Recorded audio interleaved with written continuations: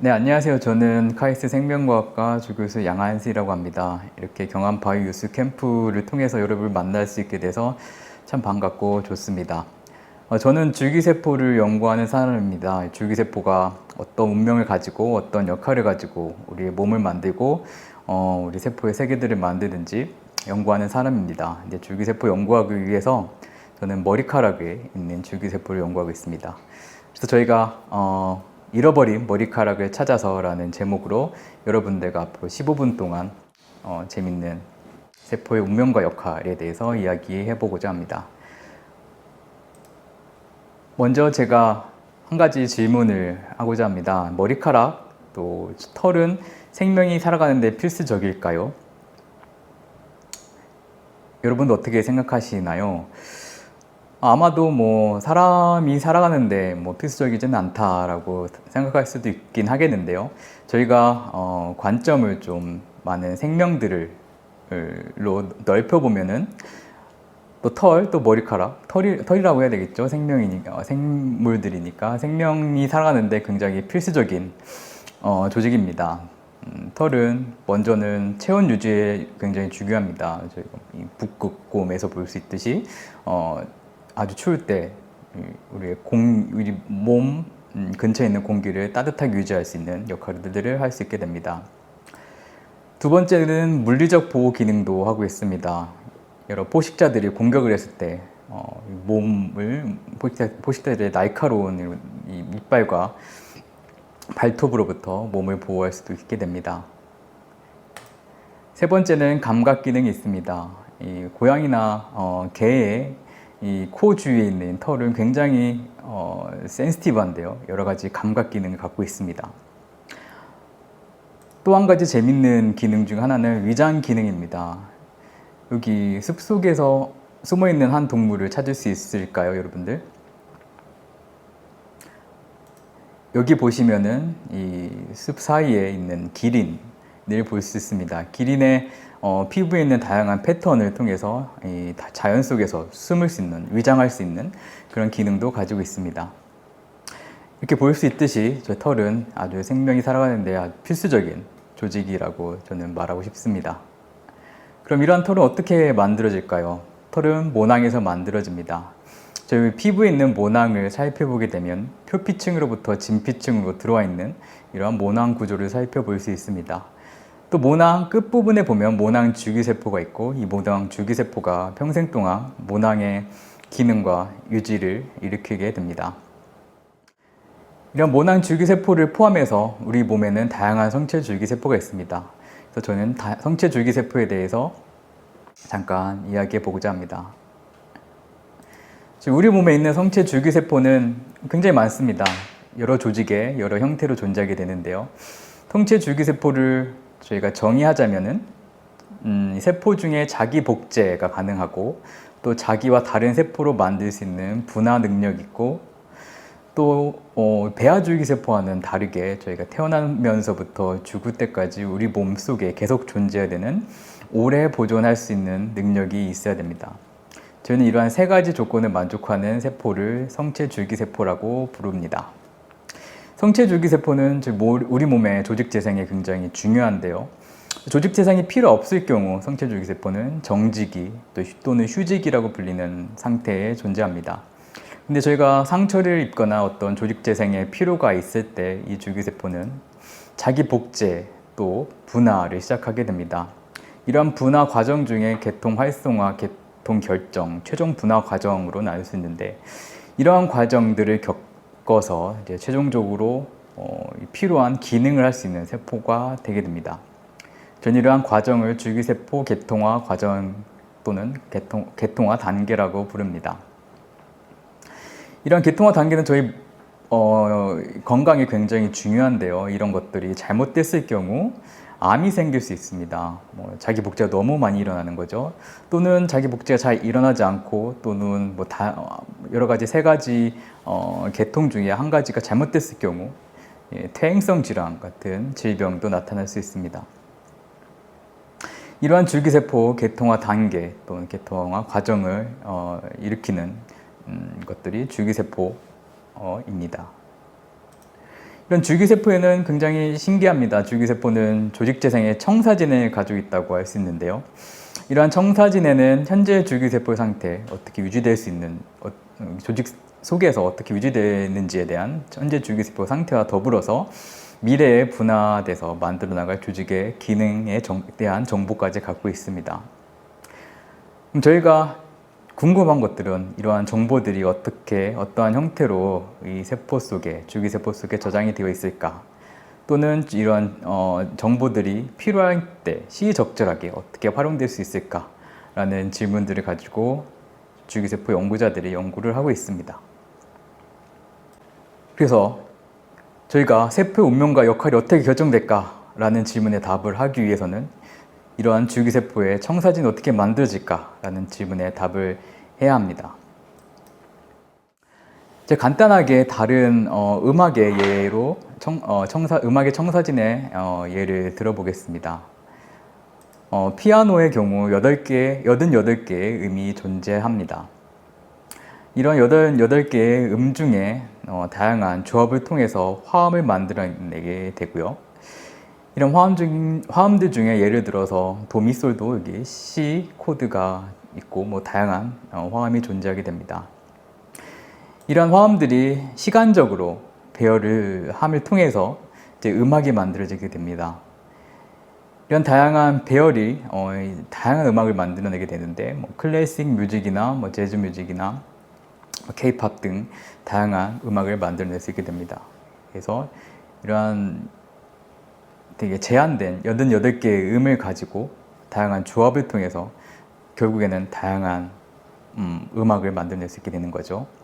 세포도 마찬가지입니다. 세포에는 또 줄기세포에는 사람의 경우 25,000개 정도의 유전자가 존재하게 됩니다. 25,000개 유전자를 조절하기 위해서 아마 1,500개 정도의 전사인자가 존재합니다. 근데 이러한 25,000개 유전자 중에서 한 세포에서 한 순간에 한 10,000개 정도 유전자가 발효된다고 합니다. 이 10,000개 정도 유전자를 조절하기 위한 400개 정도의 전사인자가 있고요. 이런 10,000개 정도의 유전자가 어떤 유전자가 발현되는지 25,000개 중에 또 유전자가 어느 정도로 많이 발현되는지 적게 발현되는지 그 레벨을 통해서 세포의 정체성과 기능이 결정이 되게 됩니다. 그래서 저희가 줄기세포에서 분화 단계를 거치면서 이러한 10,000개의 유전자 발현 프로그램이 계속 아주 다이나믹하게 변하게 되는데요. 이 변하게 되는 유전자 발현 프로그램이 어떤 것들이 있는지 또 이런 변화를 일으키는 그런 원인이 무엇인지 그 드라이빙 포스가 무엇인지 그런 것들이 아주 핵심 연구 목표가 되겠습니다. 이런 연구 목표를 이름을 통해서 저희는 줄기세포의 청사진을 이해할 수 있게 됩니다. 그래서 간단하게 제가 모낭줄기세포의 청사진을 조금이나마 연구한 내용을 말씀드리고자 합니다. 모낭줄기세포는 두 가지 줄기세포로 나눌 수 있습니다. 장기줄기세포하고 단기줄기세포, 헤어점세포가 있습니다. 모낭은 사이클을 통해서 만들어지게 되는데요. 휴지기에 있던 이 단기줄기세포가 재생기로 들어가면서 굉장히 빠르게 분열하고 아까 봤던 줄기세포 개통화 단계를 겪게 됩니다. 그래서 최종적으로는 모낭이 만들어지게 되고 이 모낭에서는 1시간에 20 마이크로미터 정도의 속도로 매우 빠른 속도인데요. 이 속도로 저희 머리카락이 만들어지고 있습니다. 생쥐에서는 털이 되겠죠. 여러분들이 세포의 크기를 5 마이크로미터 또는 10 마이크로미터라고 생각을 한다면은 이 정도 속도로 저희가 조직이 머리털이 자라기 위해서는 얼마나 빨리 분열을 해야 되는지 아마 감이 오실 것 같습니다. 이렇게 빨리 자라던 머리카락, 모낭은 퇴행기를 거쳐서 또 휴지기로 들어가게 됩니다. 저희는 이런 한 사이클을 통해서 모낭이 만들어지게 되고요. 이런 사이클 중에서 이 장기줄기세포는 아주 잠깐 분열해서 그 다음 단계, 다음 사이클의 단기줄기세포를 만들게 됩니다. 그런데 신기하게도 저희 모낭을 살펴보게 되면은 아주 작은 그냥 털이지만 굉장히 복잡합니다.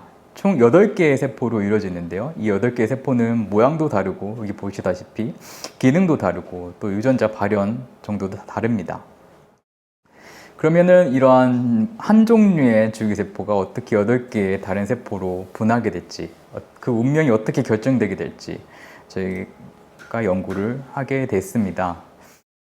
저희는 단위세포 유전자 발현 분석법과 또 생체 내 세포 계통 분석법을 통해서 이 줄기세포가 언제 어떻게 어디서 분화하게 되는지 살펴봤습니다.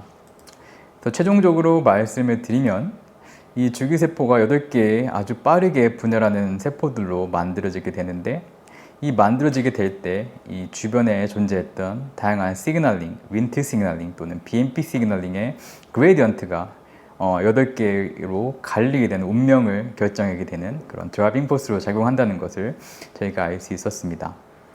이 모낭 줄기세포가 보통 상태에서는 8개의 모낭세포로 분화해서 모낭을 만드는 운명을 갖게 됩니다. 그런데 저희가 피부에 상처를 얻게 될 경우, 누군가 맞거나 넘어지거나 화상을 입거나 피부에 상처를 입게 될 경우, 이런 비상사태에서는 모낭을 만들 뿐만 아니고 이 표피 줄기세포를 변해서 표피 상처 치유를 일으키게 됩니다. 이런 표피 상처 치유 과정에서 모낭 줄기세포의 기능이 굉장히 중요한데요. 왜 그런지 잠깐 간단하게 설명을 드리면은, 저희가 입게 될 수 있는 이런 피부의 상처들은 찰과상, 화상, 동상 같은 표면의 상처들입니다. 표면의 상처들로 인해서 표피줄기세포와 그 언저리에 있는 세포들이 망가지게 되는데요. 이 망가진 세포들을 다시 만들기 위해서 이 가장자리에 존재했던 표피줄기세포가 이동하고 분화해서 이 상처 치유를 일으키게 됩니다. 근데 상처가 굉장히 큰 경우, 이동하는 거리가 멀고 이동하는데 걸리는 시간이 오래 걸리기 때문에 다양한 세컨더리 인펙션이나 그런 것들이 문제가 될 수 있습니다. 이런 문제들을 방지하기 위해서 모낭줄기세포는 이 상처 밑쪽에 보존되어 있고, 모낭줄기세포가 상처로 빠르게 이동하면서 상처 치유를 굉장히 효율적으로 이루어지게 할 수 있게 됩니다. 실제로 병원에서 환자들을 보면은 두피에 생긴 상처가 두피가 아닌 다른 곳에 생긴 상처보다 더 빨리 치유되게 된다고 합니다. 두피에는 저희가 모낭이 굉장히 많잖아요. 그래서 모낭줄기세포가 활발한 곳이 상처 치유가 빨리 된다라는 것을 저희가 알 수 있습니다. 또 마지막으로는 이 모낭줄기세포가 굉장히 안 좋은 운명을 선택할 수 있습니다. 암을 형성할 수 있는 돌연변이 같은 것을 얻을 경우 암을 형성할 수 있는 암줄기세포를 변하게 됩니다. 피부에 생기는 평평상피세포암으로 변할 수 있게 되는데요. 이렇게 다양한 상태, 다양한 이런 필요에 따라 모낭줄기세포는 그의 운명을 바꾸게 되고, 그 운명을 바꾸기 위해서 다양한 조절 기작을 가지고 있습니다. 네, 여기까지 제가 살펴본 모낭줄기세포의 운명 결정 또는 청사진에 대해서 말씀드렸는데요. 그럼 이러한 청사진을 이해함을 통해서 저희가 얻을 수 있는 이득 또는 유익이 무엇이 있을까요? 첫 번째로는 과학자로서 이런 청사진을 이해함을 통해서 아주 기쁘고 행복합니다. 이런 복잡한 조직과 이런 기관들이 어떻게 만들어질지 그런 것들을 이해하는 것은 굉장히 이런 자연과학자로서 굉장히 기쁜 일입니다. 두 번째로는 저희 혼자서 기뻐도 되지만 또 같이 기쁘면 좋으니까요. 주위에 이러한 줄기세포의 이상으로 인해 만들어질 수 있는 다양한 질병들을 치료할 수 있는 치료법 개발을 저희가 또 할 수 있습니다. 아까 암 줄기세포가 되는 그런 과정들을 막을 수도 있고, 뭔가 망가져 있던 줄기세포의 기능을 회복시킴을 통해서 저희 조직 재생 능력을 증가시킬 수도 있게 됩니다. 마지막으로는 저희가 상상력을 좀 더 많이 발휘를 해서 원래 있던 장기의 기능뿐만 아니고 원래 없던 기능까지 넣어서 새로운 장기 또는 인공 장기를 개발할 수도 있게 됩니다. 예를 들면은 피부에서 인슐린이 나오는 피부를 만들 수도 있고요. 다양한 것들을 저희가 무궁무진하게 생각할 수 있습니다. 네, 여기까지 제가 조직재생에 대해서 줄기세포가 가진 청사진에 대해서 말씀드렸습니다. 아마도 여러분들은 줄기세포와 같은 청사진을 가지고 있는 아직 미래에 할 수 있는 운명들이 굉장히 많은 학생들이라고 생각합니다. 여러분들의 운명을 여러분들이 잘 결정해서 여러분들이 앞으로 돼야 될 것들을, 하고 싶은 것들을 잘 이룰 수 있는 기회가 될 수 있었으면 좋겠습니다. 네, 감사합니다. Good friend, KSMCB, good friend.